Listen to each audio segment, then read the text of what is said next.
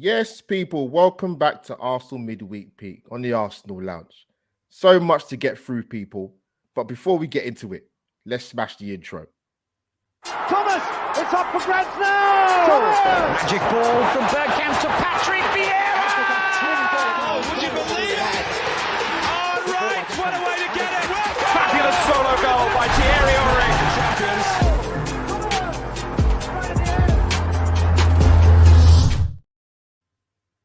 Yes, people, welcome back to the Arsenal Lounge. Your regular host, AlbertJTV.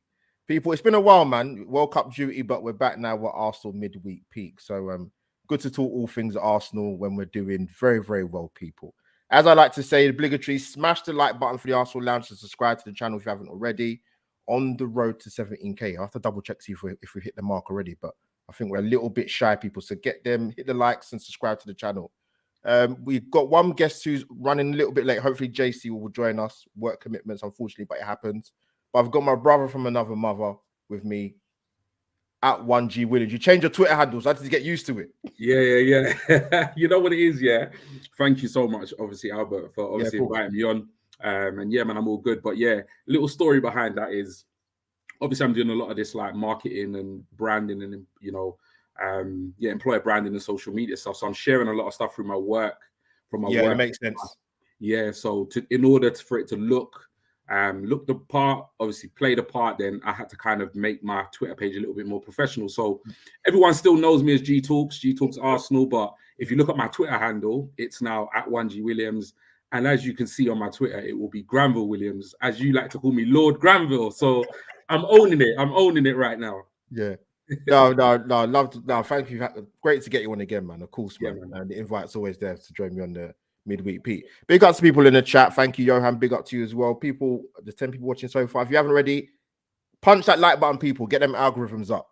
But yeah, so much to discuss. We will have my also have my Tottenham YouTube wife later to join us for the North London Derby preview, which should be quite a fun when she does eventually arrive. But gee, let's get into it, man. So let's start off with the FA Cup talk.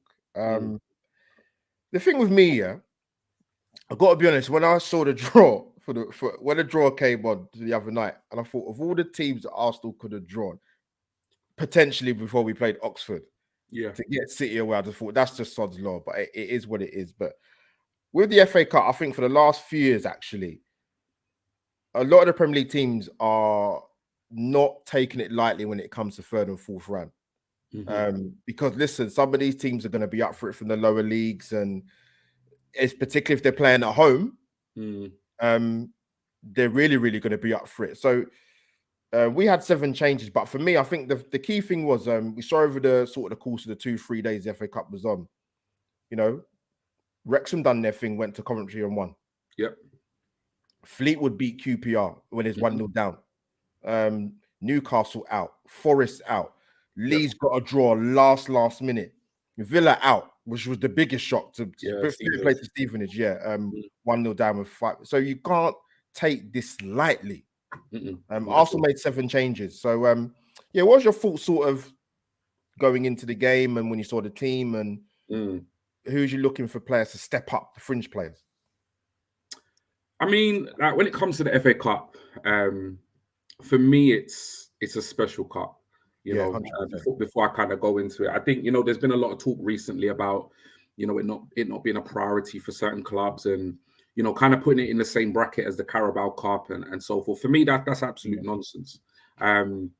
Absolute nonsense. And I think not just because of how special a cup it is and how many times we've won it, but even if you want to look at it from a practical or logical point of view, and you look at how competitive the Premier League is, and you look at how difficult it is to win a European trophy, the FA Cup, seriously, even the Carabao Cup, I've said this before, I don't like how people rubbish the Carabao Cup. And if you look at the teams that are left now in the Carabao Cup, you will see you've got City still in there playing tonight. You've got Man United through to the semis. You've got Newcastle, who are a growing force now, again, in Premier League football. So for me, the FA Cup is a special competition.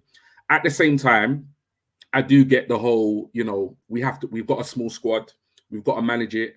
between now and the end of the season, particularly if we go into the rest of the season with the squad we've got, because so far we've not made any signings. So I expected the team to be rotated, and I wanted the team to be rotated. However, I was very much aware of what happened to us last year with Nottingham Forest, and also what happened to us in the Carabao Cup against Brighton, when we put in an abysmal performance and got knocked out. So, which I was very disappointed about. So when I saw the team, I mean, I thought we went stronger than I would have thought. Yeah. When I saw the likes of Saka and Martinelli in the starting lineup, I was actually surprised that Arteta had gone so strong. At the same time, a part of me was a little bit pleased. I was quite pleased that, you know, he had picked such a strong side. I think we have to also take into consideration that, you know, we do have a thin squad. So had he not started Saka or Martinelli, who would he have actually picked? You know, so it would have been really difficult. I think apart from Marquinhos or maybe a hail end prospect, it would have been difficult for him to put together a completely, you know, new 11 with complete rotation. So, I mean, once I saw the lineup, I was happy with it. And I think, you know, the second half of your question in terms of who did I want to see really step up? I mean, a lot of players I wanted to see step up. But if I was to, you know, pick, you know, from the players that had been picked, I would say Vieira was one of them. I was very interested to see Vieira. Vieira's a player that I've backed from day one, even though he hasn't necessarily had the smoothest start to his career. But I've seen enough in glimpses that I think he's going to be an absolute monster in terms of creativity. So I'm willing to give him time. The other player I wanted to see step up in this match was Sambi Lokonga. You know, we've seen him being played predominantly out of position during the league. Obviously, and in Europe due to injuries and suspensions and stuff like that. But I feel like even when he has played in his preferred kind of number 8 left centre mid role, I don't think he's impressed. So I think those were the two. So on the whole, I was surprised we went as strong as we did, but I was glad. And secondly, in terms of two players that were picked that I really wanted to, you know, see step up and show me something and give Arteta, you know, something to think about in terms of first team selection, it was definitely Vieira and Sambi. Okay. Yeah, sort of going on to that homing in on them two. Let's go to Sambi first, actually. He's not featured for quite a while. I think you should probably include Europa League as well. But how do you think he got on the other night against Oxford? I wasn't impressed. I wasn't impressed at all. Sambi is one of those players that he's really, I wouldn't necessarily say disappointed me, because when he came to the club, I didn't know who he was. He came by recommendation of Thierry Henry and I think Vincent Kompany at Anderlecht. You know, I did a bit of research. He'd captained the side at a young age. And from the clips I saw, he definitely looks like a player with talent. Yeah. And I think we have somewhat seen that. The problem is it's just been far few between. There have been a lot more disappointing performances than there have been good performances, in my opinion. And in terms of his performance, I mean, in the first half, it's probably a little bit unfair to just pick him out, because I think the whole team were appalling in that first half. It was a really poor performance. Yeah, it weren't good. Yeah, our passing play, our link-up play was slow or non-existent. We couldn't handle the physicality of the Oxford players. They made it a very physical game. To be fair, we didn't have much support from the ref, because I think there were a number of challenges on our players that went kind of unpunished. Having said that, we were poor. We were very, very poor. And, you know, I was kind of glad that we went into the halftime 0-0, because I think it then gave, obviously, Arteta an opportunity to talk to them and give them a bit of a wake-up call. So I'd say it's pretty unfair to single him out. Having said that, I mean, I don't know if you watched the game, but he looked to be... He was getting bullied in there. He was getting bullied in the middle. You know, the Oxford players, like the physicality side of it, he was getting bullied. Yeah, he had some nice touches on the ball. Yeah, he sprayed it about here and there. But the thing that really I question Sambi, it's not so much his quality, and it's not so much his ability. It's more to do with, one, his physicality, and two, the mental side of things. I'm just not sure his mentality matches his ability. And when you look at what it takes to play for Arsenal, I'm not sure he has it in his locker. I think he will get more time. And I think my personal opinion is he is probably due a loan out of the club, ideally this month. Because apart from my concerns with his physicality and his the mental side of things, I think his confidence is absolutely shot. He's not playing anywhere near what he was playing when we initially saw him come to Arsenal. He seems to have lost a bit of swagger about him. So I think he was poor in that first half. And the only reason why I say that is because he was one of the players that I was particularly looking to have a good performance against a lower league side. And to be honest, it never came. Yeah, with Zambia, I mean, let me before I come to Zambia, the first half, I don't know. I think Lee Dixon said he kind of struggled to stay awake with that first half, man. But, yeah, it was bad. Yeah, I think the biggest problem with Arsenal is just that first half anyway. Is just decision making. That's the two words that came to my mind. There was a run from Saka on the right hand side, and Tomiyasu didn't spot the pass, and then Eddie's made a good run, and Tierney's gone on a run. He's not seen the part. It's just to me, just very simple, elementary things that they should be doing. And that's all it was. And I think that was really the big difference between the first half and the second half, decision making and a bit of quality. But yeah, Sambi, I spoke about him quite a few times now. I just think I know he probably hasn't had a run of games in terms of probably Arsenal fans thinking where's his best position, but in terms of the games that he has played, I would have thought by now you would have kind of adjusted to the style of the English football, the Premier League, or you know, going to a tough Monday night away at Oxford. You knew what was coming because we had it last season. We played Forest away in the FA Cup. And yeah, I'm not sure if people say he's young, and I have this thing about people saying players are young. I'm like, is he 22, 23? I think he's 23. Yeah, he's not a baby. Jude Bellingham's 19. Yeah, he's not a 16, 17 like a Harvey Elliott or. Yeah, I just think he's been at Arsenal long enough to have adapted to the style of English football, and I don't think he has done it, because for me, when I see him play, yes, he looks good on the ball, as a lot of midfield players do, when they don't get tackled, by the way. But I just think he doesn't move the ball on quick enough. I think he takes too long. I think he takes an extra touch too much. So it's really difficult because you know, I think it's obvious to everybody that he's not naturally a 6. He's not naturally a DM, and I say that because he doesn't sense danger. He doesn't sense danger when he's in that position, and I don't think he's particularly good at nicking the ball, winning possession back. And there are times when he's actually, I feel like recently I've seen him, it's been quite awkward when he's trying to beat the press. You know, when he's, and I think maybe that might be more to do with just his lack of confidence at the moment. Having said that, seeing him in the 8 position, where I feel like he's more natural suited, he's still not impressing. And that's the problem. Still not impressing. So that's why I think, for me, I think in this current Arsenal side, I don't think he's going to get the game time or the you know, the luxury of trying to rebuild his confidence. We're in a title race. You know, whether we like to believe it or not, we're in a title race.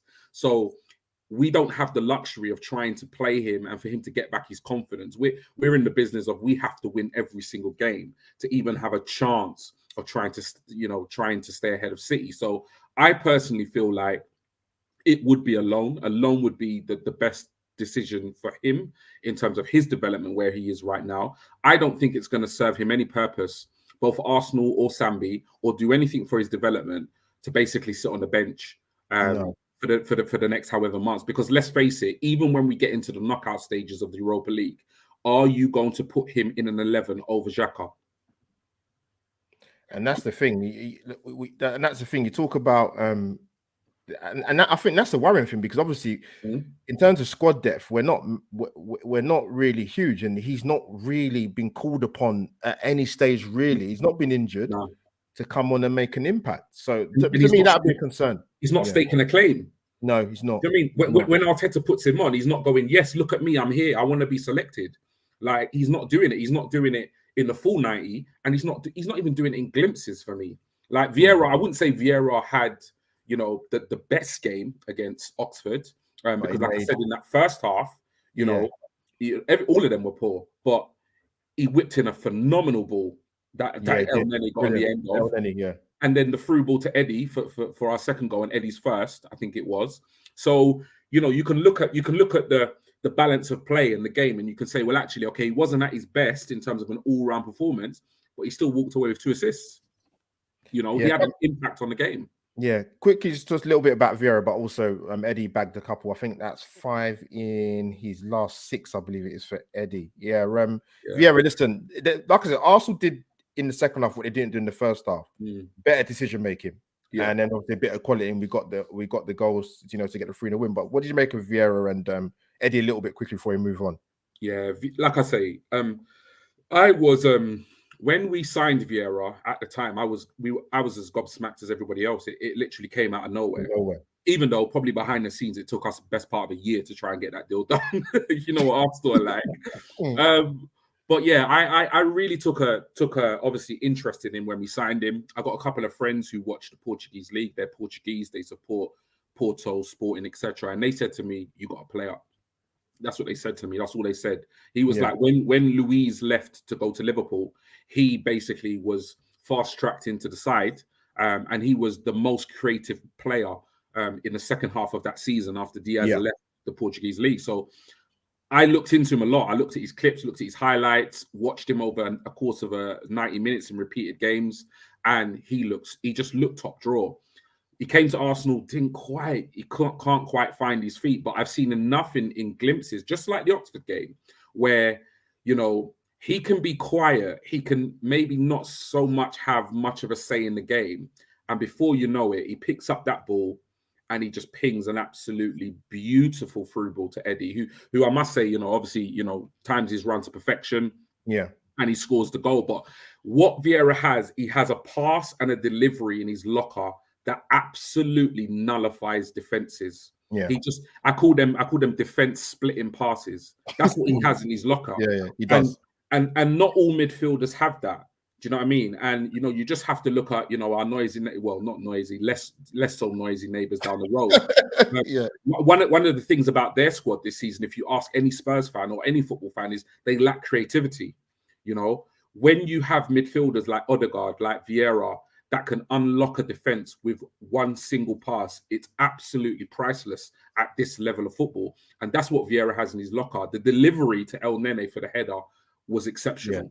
All El Neni had to do was just get there, and he scored the header. The pass through to Eddie was phenomenal.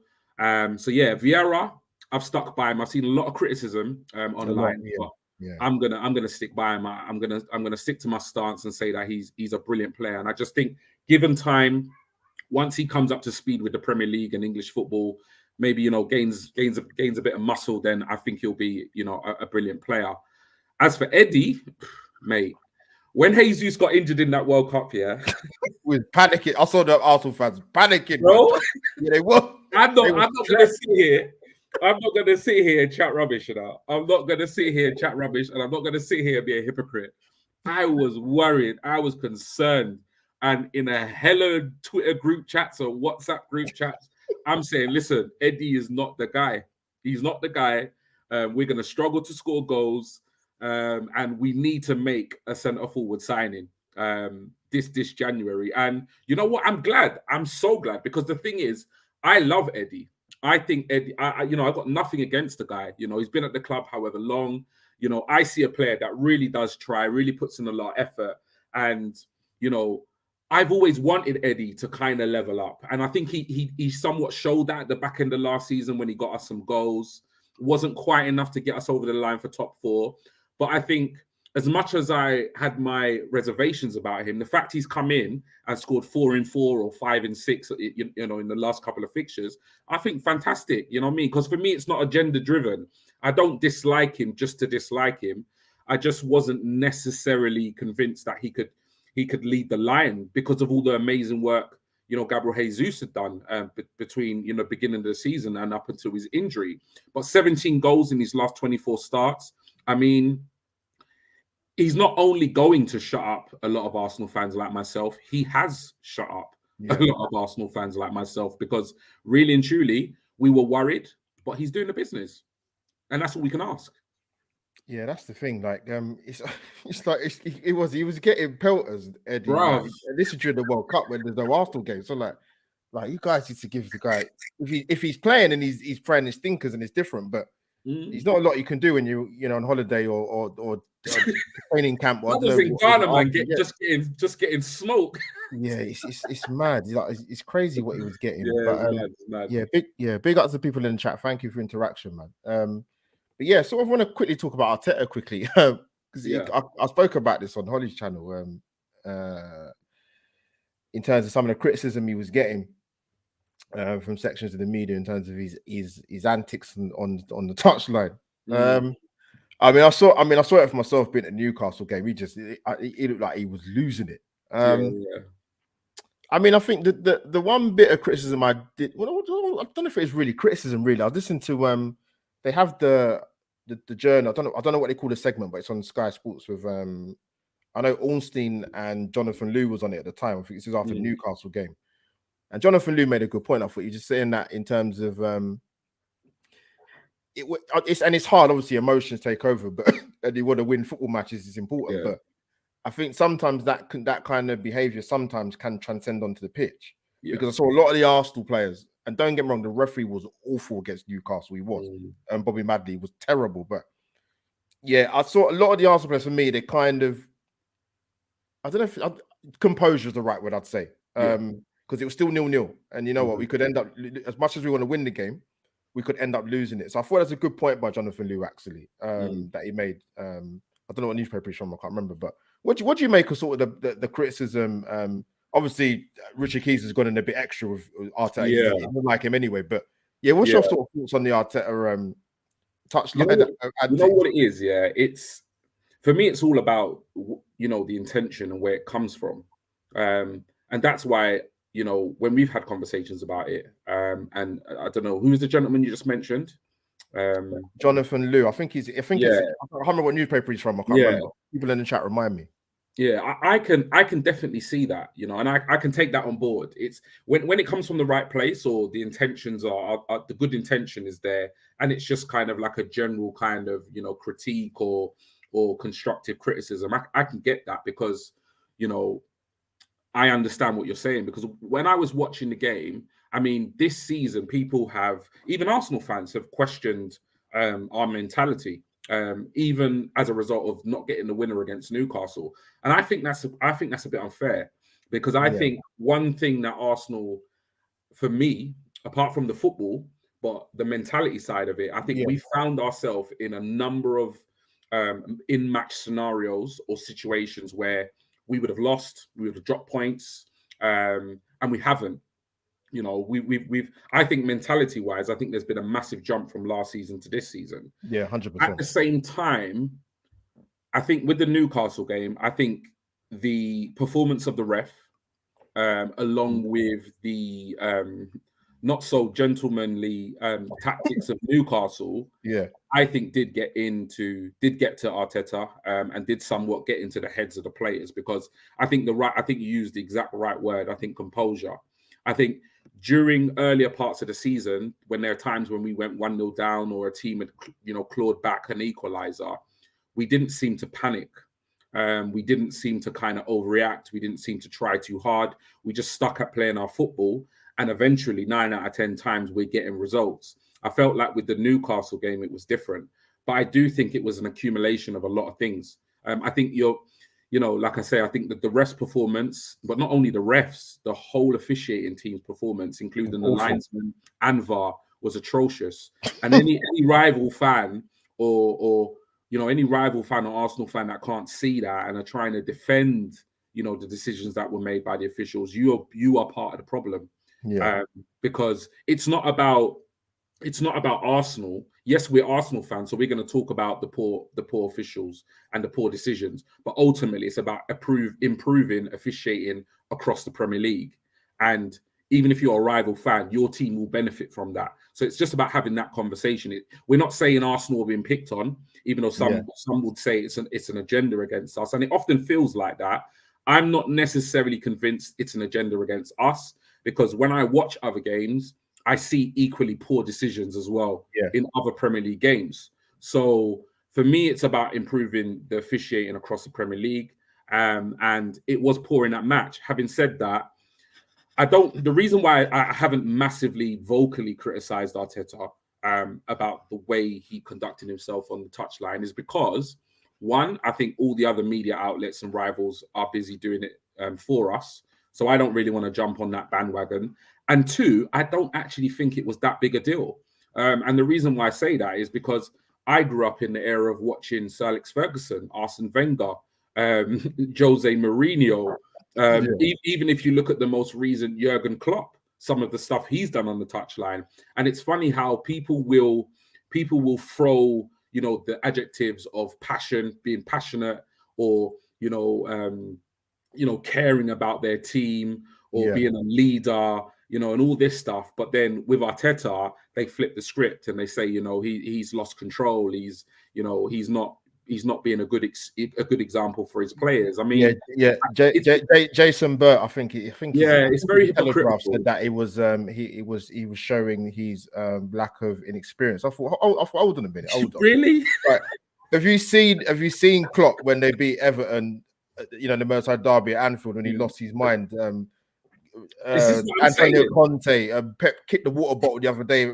Like, come on, man! Like, let's be serious. Yeah, it is. It's crazy. It's like I can understand why Arsenal fans feel that way, because it does, but it does feel like it's almost like one rule for them and one rule for us. Because it's like every time we win games, we get the celebration police. Other teams win, nothing is said in the media.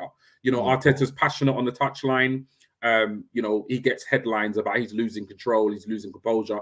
But yeah, other managers do it, and you get applauded for basically, wanting to win and being a real winner and being passionate, about your club and and the football your team plays, etc. So that's why I haven't said too much about it. I think Mikel Arteta is a very reflective person, and that comes across from, if you watch All or Nothing, if you hear the way players, ex-professionals, and other managers talk about him, he's constantly self-reflecting on the way he does things, the decisions he makes, etc., etc. So I don't have any issues with what he did on the touchline against Newcastle. I'm pretty much used to that just from watching Premier League football with other managers. But I do think if it is an issue, I think Arteta will look back on it and say, you know what, maybe I could have kept a lid on that a bit better, because I do think it did somewhat trickle over to the players on the pitch. Having said that, we've also got to understand that Mikel Arteta and the Arsenal players are human beings. And I was at home watching that match, and I was livid. I was frustrated. I was screaming. I was shouting, and I wasn't even playing. So, we have to understand that these people are human beings, and that was a very, very frustrating, high intensity situation. So there are going to be occasions in sport where emotion spills over. And I don't think it's a big problem at all, personally. Yeah, listen, it's So I was trying. Jonathan Lewis is from the Guardian. That was so it's I was trying to remember what newspaper you drove for. Before we bring Hollie, and we're going to bring her in shortly. Let her keep her waited there. Let her keep her waited. She's fine. Leave her there, man. Yeah, just quickly about transfers. I don't want to go too much because obviously we haven't really done anything yet, business-wise. But 11 days in, where are you on a scale of 1 to 10 in terms of worry or any kind of panic? You know what? Right now, I'm pretty chilled. I'd say on a scale of 1 to 10, I'm probably at about, how I feel. I'm at a 0. I'm pretty chilled about it. I'm not worried about or concerned about it at all.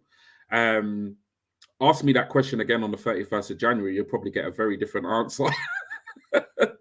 Because obviously, not signing anybody between now and the 31st for me would be absolutely crazy.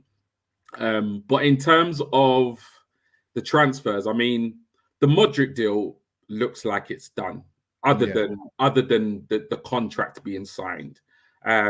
So I'm very optimistic.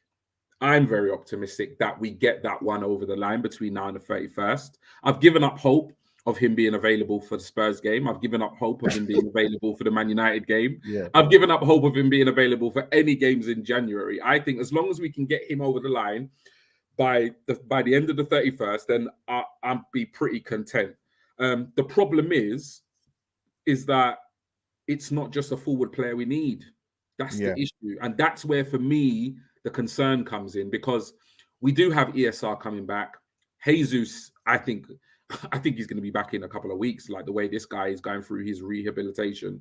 And, you know, we've also got Nelson to come back as well. So we've got 3 players to come back. And when you combine that with, you know, the likely incoming of Modric, I think forward-wise, I think we'll be absolutely fine.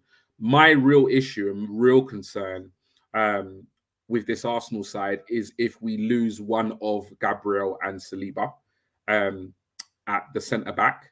Yes, we can put Ben White in there and then have Tommy at right-back, but we've also seen that Tommy's fitness is not the best. So, you know, if all of a sudden we lose a centre-back and we're having to tweak that defence, that could be an issue. The other concern I have is the midfield situation. I can't see us getting a 6 and an 8 to provide competition and cover for Xhaka and Partey. But I'm more concerned with the 6 than I am the 8, because I've seen Vieira can come in at the 8 and do a job. We also know that ESR can come into that side and not necessarily play left, but also play left centre mid, number 8, and do a job. So for me, the major concerns going into, you know, 11 days into this window is we've got to get Mudryk over the line between now and the end of the window. And secondly, we need, for me, at minimal, we need a number 6. We need a centre mid that can come in and play DM if the worst were to happen and we lose Partey at the back end of the season, because last 2 seasons, Partey has got injured at the money end of the season and it's cost us dearly. It really, really has. So that's my concern. I'm really chilled. At the moment. But like I say, you know, Modric over the line, a centre mid, and preferably another centre back, in my opinion, would be the perfect window. But yeah, ask me again on the 31st, and you might get a very different response. Yeah, I'm not at that stage yet, to be honest with you. Yeah, listen, it's 11 days in. I think what it does to Arsenal fans is when they see other clubs. Bro, Arsenal fans are losing their mind. Yeah, they do. They're losing their minds in the World Cup. We're even playing. So that kind of says it all. But listen, we're gonna move on to. Oh, where's she gone now? Just going back to Bigger Rob, but. My thoughts quickly before we bring. See, Spurs fans, isn't it? They're always bottling it, man. They get a moment and they bottle it. Like, what's going on? No, she's there. But no, listen, there's still time, people. So listen, there's plenty of time to fine comb and pick the bones that are transfers or links or whatever. Just don't overdo it too much, man. Because you otherwise you'll go blind people. But yes, before we're going to change tack now. We're going to talk about North London derbies coming up again. Oof. And I've got my YouTube Tottenham wife in the background. I'm going to bring her in shortly to discuss what her thoughts are. Wait, Hollie. Hello. I'm back. Firstly, welcome to the Arsenal Lounge, Arsenal Midweek Peek. So obviously, the chat, if it gets a bit lively, Hollie, then I won't apologize, because obviously you support Tottenham, so you deserve it. Right. You get both barrels, the rest of it. But Hollie, welcome to it. Yeah, I'll say welcome to Arsenal Midweek Peek. North London derby's coming up. As you're very well aware, Hollie, I think what are you 11 points behind Arsenal, but you have a game in hand. Keep reminding me about that. Yeah. So you could take it down to 8 points. I mean, it's possible. So you never know. So Hollie, let's get into it. So let's get into this, man. What? So let me ask you a question. So for you, because obviously I think if I got this right, tell me if I got this right. I think after the first 10 games, you had your best points return, I believe. Is that correct? Mm-hmm. In Premier League history, is that right? Yep. And obviously it's changed a little bit since then. But what's been the big difference for you, probably at this stage last season, as opposed to the start of this season? You lot running away with it. I think that's the biggest difference. Because on paper, I don't think we've when we play, we don't look great, but we get results. And it's only recently it hasn't been happening. Obviously, Villa, which you're probably going to remind me about. But prior I that, might do. prior to that, we've been playing ugly and getting the win. But you have just flown away, and it pains me to say that, but it's the first time where, you know, when you played Brighton, I thought, it's your bogey team. You'll slip up, and you didn't.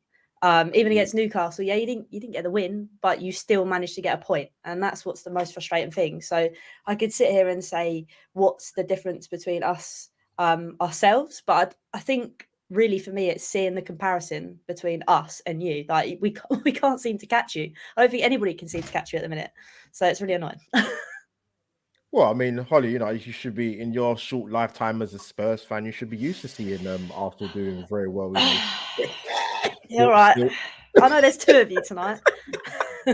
We're lucky it was going to be 3 of us tonight, to be honest. So you're lucky you got away with it. But yeah, Hollie, sort of, I mean, from the games I've seen Tottenham play this season, I haven't seen them play loads and loads and loads, because obviously it's your team, but I've got to be honest, I don't know how you get some of the results you get. Your first half performance, I mean, that Brentford game, I don't know how you got a draw. I could not believe you got a draw. Not can I? In the first half. I can't remember the game where you was 2-0 down and you came back on 1-3. Was that Bournemouth? That was Bournemouth, yeah. That was an awful game to watch. That drove me out the wall. I don't know how you get away with it, but you've got some hitters in your team. But yeah, sort of in terms of the North London derby coming up, on a scale of sort of 1 to 10, where are you? Well, I probably know the answer to the question already, but I want to ask you, because I want to see how your face changes or how you might turn a bit more red. I'm not sure, but on a scale of 1 to 10, where are you in terms of the nerves going into this North London derby? I'm gonna say, nervous-wise, I'm probably an 8. The only thing that wouldn't make it any higher is the fact we're at home. And I know that your away form at our place is dreadful, which is like the other way around, because when we come to you, it's awful as well. So we kind of have that in common. So I think nerves-wise, because of how well you're playing, and I know how badly we start first halves, if you come at us first half, I don't see any way we're coming back second half, regardless of how well we turn up second half. I think that's I think, although it's so cliche to say, like we always do, form goes out the window, but I generally think this game will have a bit of form in it, just because purely on how well you've been playing.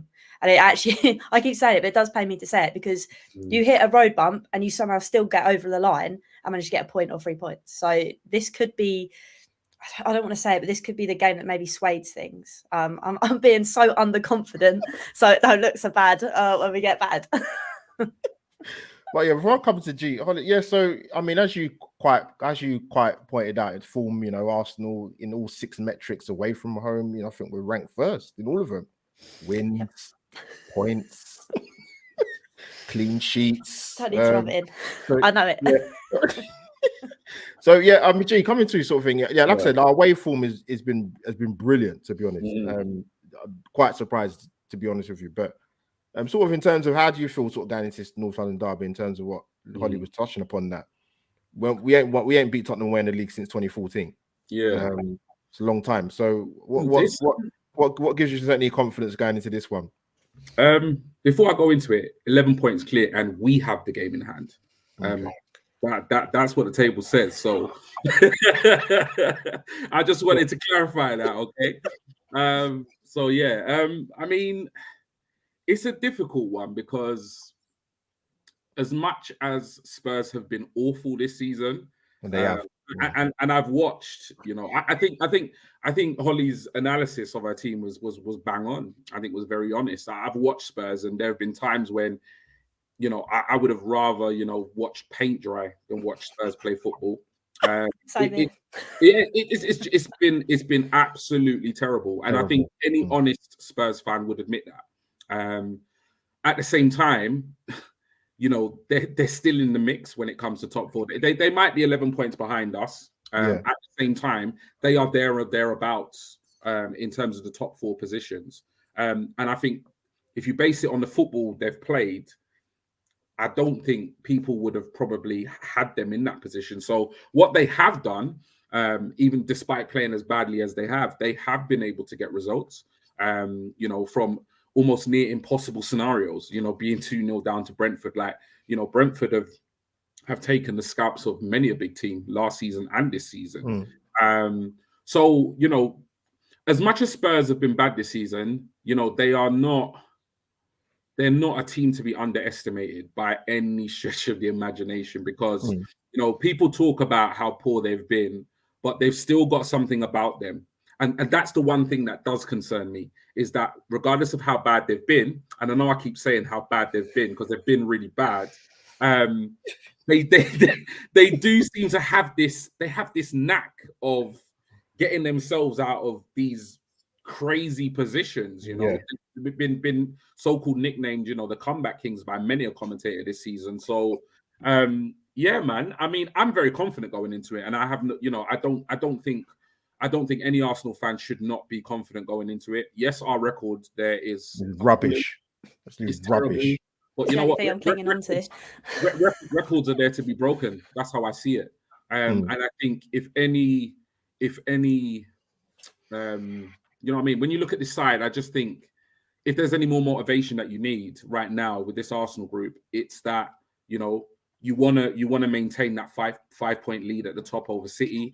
You have an opportunity to practically bury Spurs for the rest of the season, because I think Spurs fans are not in a great place right now. They're not. By Arsenal at home, they will just disappear. We'll be trying to get hold of Hollie, and she'll be airing our messages. You know I'll be launching on the pitch showing Dyer how to play football. That's what I'll be doing. I think we have a great opportunity right here to literally just more or less end Spurs' league season. You know, and actually, you know, propel ours. So at the same time, I think I'm really, really confident going into this game. And I think every Arsenal fan should be. I think we've been the most consistent team. We've got the second best defense in the league, or maybe third best behind City and Newcastle. I'm not sure where that stands. We've only scored 2 less goals than Manchester City. We are in all the best first place stats in all the away games. We've got a terrific home record. The only points we've dropped are against Newcastle recently, which again are a phenomenal side doing well in the league. And yeah, like we're the informed side. Like we're not top of the league by 5 points because of an accident. Like I think everybody's come to that conclusion now that we are deserving where we are in that league table. It's just now whether or not we can continue that against Spurs, United, and City, and some of the top teams in the division that we're playing over the next couple of weeks. But in terms of the North London derby, I'm going to be nervous because it's a North London derby, and I don't think much up to this point will matter going into that game, because if the players really understand what that game is and what that game means, and I have no doubt Mikel Arteta and Conte are going to rile up their players for that match. You know, it's like a cup final, isn't it? Anything can happen on Sunday, you know, between Arsenal and Spurs. But if it's based on form and it's based on footballing ability this season, then there's only one winner. Sorry, Hollie. It's all right. I already know. Hollie, don't worry. The game hasn't kicked off yet, so you still got time to panic. But no, I appreciate your invite onto your channel. I mean, I could smell the trepidation in yourself and your other Hollie, BBC, and obviously Wes. You know, I could see that. Listen, I watch your channel, right? Even though you don't think I'm watching, I do watch it, and I see the way you as just not just yourself, but your other Spurs contingent are almost crying. You cannot understand what kind of football they're watching. What is your team doing? Lovely. Well, yeah, Hollie, to ask you, in terms of Conte, where do you sit with him at the moment and some of the stuff he's been coming out in the press lately and saying? I know you won obviously some games, you beat obviously you won 4. I still don't know how you won 4-0 at Palace, but you did. But where are you with the manager? What's your thoughts in terms of the stuff he's saying, and in terms of obviously is he in the last year of his contract? Is it? Well, yeah, it's like an extension. We need to offer him an extension to extend it. So yeah, otherwise he'll be gone soon. Yeah. So yeah, where are you with the manager and what he's saying? To be honest with you, I think when he comes out with comments, I think we all kind of know as Spurs fans who's he's directing it to, and that's the geezer at the top, because we've, as Spurs fans, have sat through, I don't even know how many years, it's maybe 2. We've seen the likes of, I've seen Jose, I've seen being sacked a week before a final because it'd be cheaper to do so if in case he wins it. I've then seen Ryan Mason being interim manager. I've then seen Nuno, and now I've seen Conte. And I'm telling you now, if I do not see Conte lift something with Spurs, I just can't live it down, because again, we get into these situations where we get a world-class manager like Jose. Yes, many say that he's a dinosaur, the way he plays his football, this, that, and the other. But the man had a list of things he's won, and he came to Spurs, and he couldn't do it with Spurs because, again, I don't think he was given the right tools to do so. Conte has got Fabrizio now. That's the one. You know, I can't say names. He's got him in now to do the business, and he did that with Bentancur and Kulusevski, which I also can't say. But that's all right. January is the time, and I know it's really hard to get players in January, this, that, and the other, but we managed to do it last January, and you can see there are so many holes in that Spurs team. If Conte is going to be backed and the board are going to say that's going to happen, this January we have to bring in someone like a centre-back, or definitely a right-back, because I can't stand Emerson Royal out there. So with Conte, I think many people are a bit ticked off of him because he's not flexible in the way he does stuff. He likes to play his wingers, and at Spurs, apart from Perisic, maybe, we don't have a wing on that right side that can cross a ball in. But he's adamant he's going to stick with it. So I think in that kind of sense, he's not very good at being flexible. But if he's got a plan in his head, he wants to execute it, and he hasn't got the players, he wants to do it. I don't really know. We're in like a kind of a stalemate. And that's kind of where the club is at the moment. Conte isn't going to extend his contract because he doesn't think Levy's going to give him what he wants. But Levy's not going to give Conte a contract because he doesn't think he's going to stay. So it's like, it's all up in the air at the minute. So yeah, it's great. It's a good time. You know what it is though. Sorry, Albert, but go on. You know why this is the thing about like Spurs, in that I don't, obviously, you know, as fans, like we're helpless to the way our clubs have run. And to be honest, like, you know, I'm still not completely convinced about the Cron case. I think I've seen somewhat of a change since they gained full ownership. I know that's quite a controversial topic amongst Schooners, but when it comes to Spurs, yeah, particularly because like some of the stuff you said there, I was like, I even forgot, and I'm like, wow. But where you said that about Conte, like for me, it's like I don't really get the appointment of Conte, because it's like everybody knows that Conte is a money man. Like Conte already made. Yeah. Conte wants is 15 players, 16 players, you know, off the shelf. You give him what he wants. He's proven that he's won trophies. Everywhere he's gone, he's won trophies. But that's based on the fact that you basically said, okay, you know, tell me the players you want, and you go out and get them. But it's like, you can't, you know what I mean? You can't appoint Conte and then all of a sudden you want to start penny pinching. Like, you can't do that.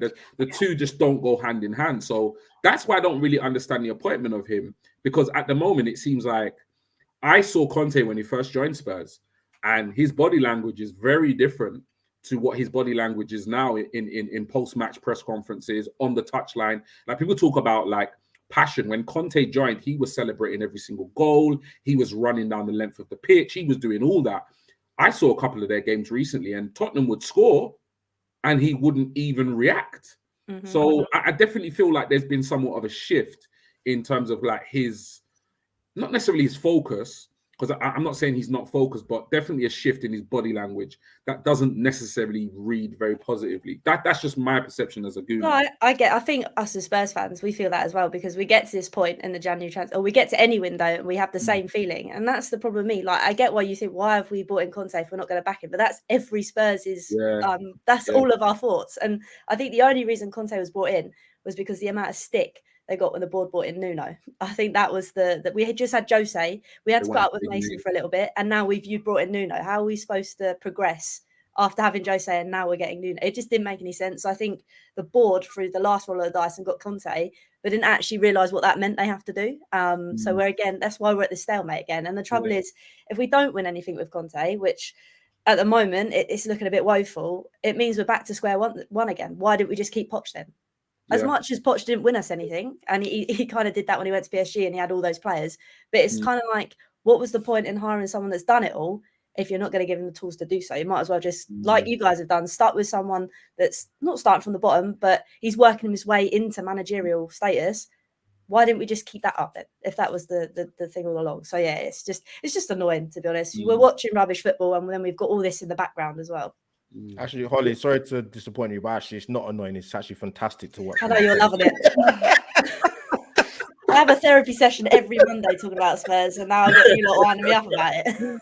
Oh man, it's funny because you think to yourself, even from an Antonio Conte point of view, and your people around you, like you surely would have done your due diligence and homework. If you're going to go to Tottenham, that you're not going to listen. You left Inter Milan because they just said, look, we're cutting this, and this. You're not conduct, and he went. I think the longest he's been at a job is 3 seasons. If I've got that right, I'm not too sure. So I'm not surprised the way it's turned out, just purely because he went to Tottenham. No, I'm being serious. I'm not surprised the way this has turned out and the way it's gonna turn out. But surely he would have been given reassurances that they would have spent. And the other thing is, like, I need to look on like Transfer Checker or whatever it is or online, because I'd be interested to know like how much he has actually spent. Like, do you know quite a bit? Spurs have spent a lot. It's just on the wrong things. The thing that pushes the wage bracket up is the Ndombele. That's the problem. We've for so long, ever since we had Paratici, we slowly started spending money on the right things. Yeah. But before that, it was just a waste. We'd go after players. I've got a question, Albert, if you don't mind me asking. Go on. So, because let's face it, at the start, pre this season, so during pre-season, it was Spurs fans were talking with their chests. Do you know what I mean? About the transfer window and about the players that you signed.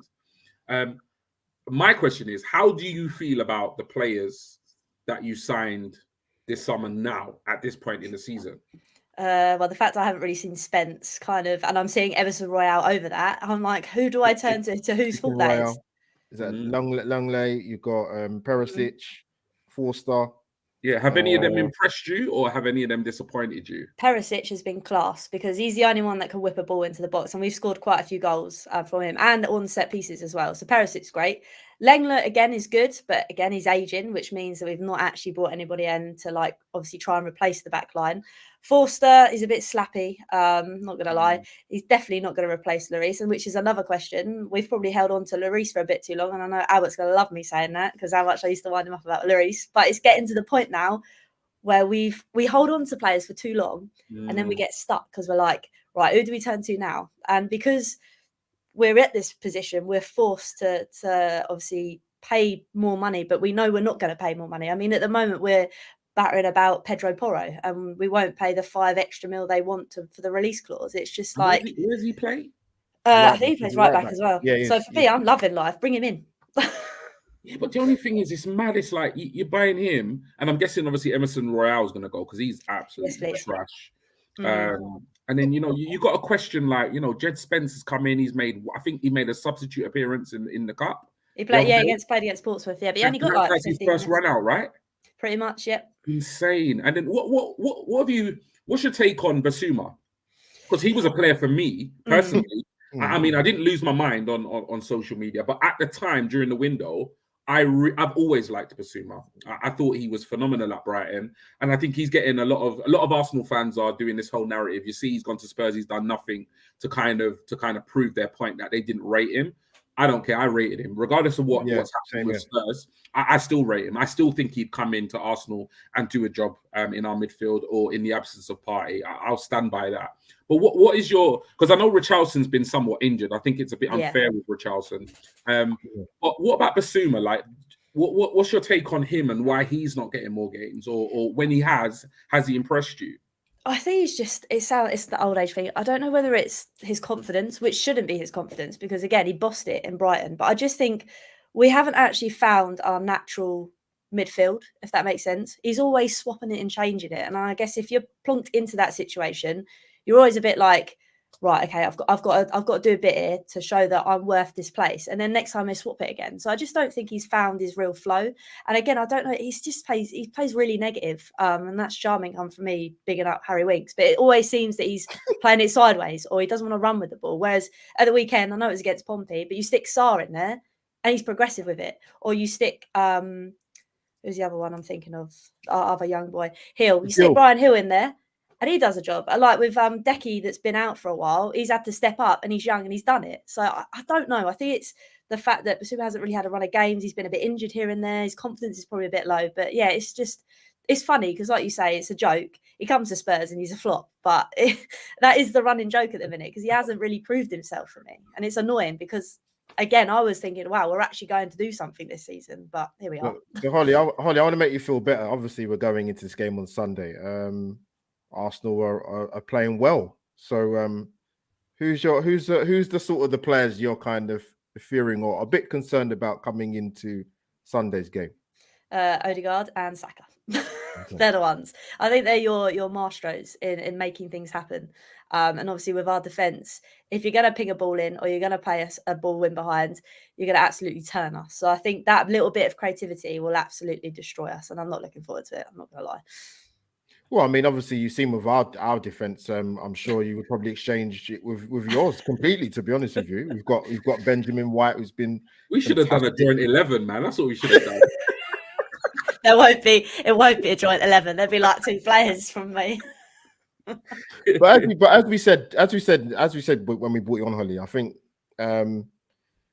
G makes a good point. Records are there to be broken. And I think with this, and I mentioned this to you on your channel, Hollie. I know a lot of Arsenal fans that can't stand Manchester United, for example. And the last few years we've gone to Old Trafford, we've been due to give them a piping, and it hasn't happened still.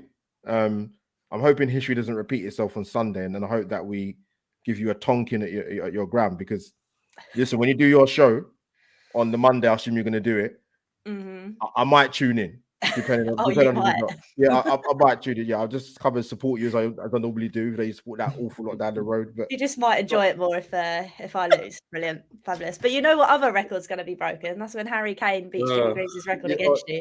The stars are aligning. Oh, here we go. It's like you go over in the Champions League. Listen, the way Tottenham are playing, let me tell you something. The way you guys are playing football, you'll be lucky if you're in the Audi Cup next season, let alone the Champions League or European football. Please don't wind me up with that. Well, no, listen, G's right. It makes a good point. We do go into this game with some confidence. Actually, to be honest, I thought that when we went to Old Trafford, but certain decisions and key decisions, it wasn't a 3-1. But listen, the scoreline doesn't lie, does it? I guess really. But I think before I come to G, for me coming into this game, well, you know my prediction anyway. I'm going to get them at the end, but you know mine anyway. I think someone's put it in a draw as well today. I think they've gone for a score draw. I think someone put it in the chat earlier. But let me come to G actually. Yeah, so we're going to wrap up very, very soon. So what's your thoughts and feelings against that and sort of score prediction? Do you think we're going to break the hoodoo of 9 years? Yeah, like I said before, I'm not going to go into it. I feel very confident. I have no reason to not be confident going into the North London derby, other than the fact that our record there is not good. In terms of players, it's just, do you know what I mean? It's Kane FC in it. So he's the guy. He's the guy I somewhat fear, because he's, regardless of what Gooners may say or may not say, he's a phenomenal striker. Yeah, like he is. I'm not going to sit here and BS. He's a brilliant player. Consistently scores 20 plus goals every season. He's 1 goal away, ominously, from being Spurs' top ever goal scorer.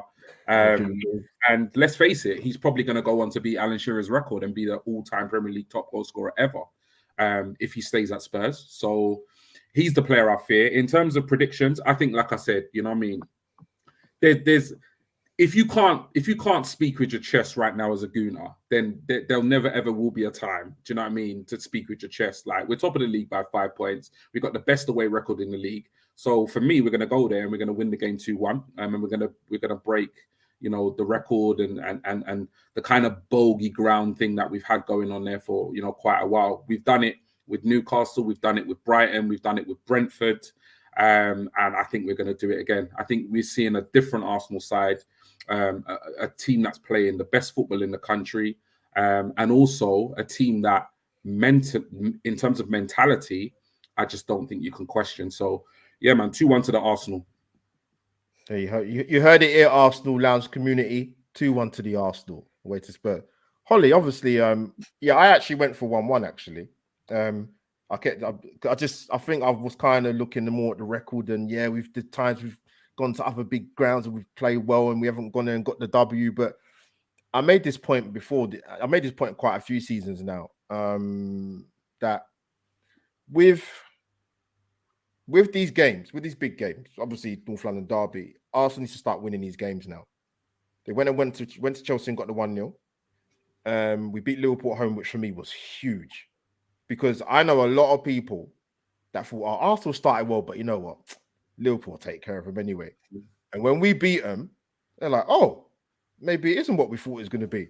So we need to go and do the same on Sunday and go and take them to the cleaners. I don't care if it's at their ground. Yes, I've gone for 1-1, but listen, I like to be proved wrong, and it maybe it's a bit of reverse psychology possibly I've tried to do. But Hollie, yes, we're going to wrap up soon, Hollie. I know obviously you're looking forward to the game on Sunday. And I did say to you, what I would say to some Arsenal fans, obviously I said it to you and other Hollie and Wes, is if you're religious, go to church on the Sunday morning. Because you might need to, you know, Holy Communion, you do it, Hollie. So honestly, what's your, be honest, right? No BS. I have to be honest. Of course you have to be on the Arsenal lounge, but what's the result going to be on Sunday? I can't sit here and say Spurs are going to lose. That's just, I can't do it. Well, I mean, if you want to lie to yourself, it's fine. But I mean, no, God, that's up to you, God. Of course, you're gonna back your boys. If we're going to beat you, then we have to turn up from the off. We can't be doing none of this second half FC, because I can't be dealing with my stress levels, and B, because you will just come out and destroy us if we don't wake up first half. So depending on what Spurs we get, if we turn up, it'll be 2-1. If not, I'm going for a draw, 1-1. And Harry Kane to get his goal to match, obviously, Jimmy Greaves. Yeah. Good old Jimmy. Yeah, rest in peace, Jimmy. Listen, it's going to be... North London derbies, obviously, they're big games anyway. But yeah, I think every season it happens, like, particularly away from home anyway, for either team, but well, for us anyway, because obviously we're at a nice point in the league, Hollie, you know, clean sheets galore. But I think this time Arsenal need to go and rubber stamp it and go and give them a good seat, give them a good beating, should I say? But listen, it could happen, you know, the usual suspects, Kane and Son, and yes, sometimes form does go out the window. But listen, it's going to be interesting. It's going to be interesting. I'm quite calm when it comes to North London derbies, if I'm being honest with you. I know some people get literally petrified and almost wet themselves, but I don't get to that stage. You know what I mean? But yeah, it's going to be interesting. But Hollie, I want to thank you for coming on the Arsenal Lounge. I told you the chat wasn't too bad. I told you. It was all right. Thank you, guys. But people, if you wish to go and follow Hollie, to go and, you know, give us some much needed boost for you know, what happens after Sunday's result, then, you know, she's got a fantastic channel, even though she supports a team that I can't stand, to be honest. But Hollie, I do love you to pieces. But yeah, keep up your amazing work, and I'll still speak to you after Sunday, but it just depends how the result's going to go. Yeah, that is true. I won't want to talk to you if you're going to wind me up. But G, thank you once again for joining me on Arsenal Lounge Midweek Peek. Tell the people where they can find you. Yeah, man, definitely. No, thank you so much, Albert, for having me, man. This is my second appearance, so yeah, can't wait for the third. But yeah, you can find me on all kind of social media channels. Mostly Twitter is where I do a lot of my interacting. My Twitter handle has somewhat changed. It was at G Talks Arsenal. It's now at 1G Williams, just because I've had to make it a little bit more sprinkle of professionalism due to my new role that I'm doing in the real world. So that's why it is now at 1G Williams. So yeah, if you're on Twitter, go and hit me up there. And that's where you'll find me interacting. I've got I'm part of my own YouTube channel with the rest of the team, and it's called at the Armory TV. So I'm not sure when our next show is, but we've got some shows coming up. We do previews, reviews, transfer shows, ad hoc kind of topics or talking points. So yeah, if you want to see more of me, then head over to the YouTube channel, which is at the Armory TV. But yeah, thanks again, Albert, for having me. Pleasure. Yeah, no worries. People, you've heard it here first. I mean, if you want to follow Hollie, then you said you can. But and obviously follow my Arsenal brother G at 1G Williams, shall I say. Obviously, you need to get used to it now. You have to, it's difficult. Yeah. People, your host, AlbertJTV, for Arsenal Midweek Peek. I do have my own channel, so come and subscribe and follow me on there. But most importantly, people, subscribe to the Arsenal Lounge. And big up to people in the chat watching. Smash the like button if you haven't already. Yeah, this is Arsenal Midweek Peek. Over and out for another show. See you soon, people. Come on, you gunners. Get in.